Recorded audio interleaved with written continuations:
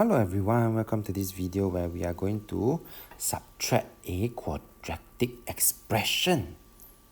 Okay, and when we do that, do notice the change in the signs of the variables and the terms. Well, this is positive, so I still have my negative w squared, positive 5w, and negative 2. Do notice this one will become negative, and negative is the same as addition of this term.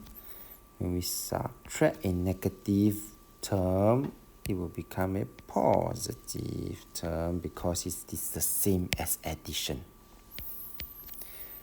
After we simplify that, we continue to simplify the like terms.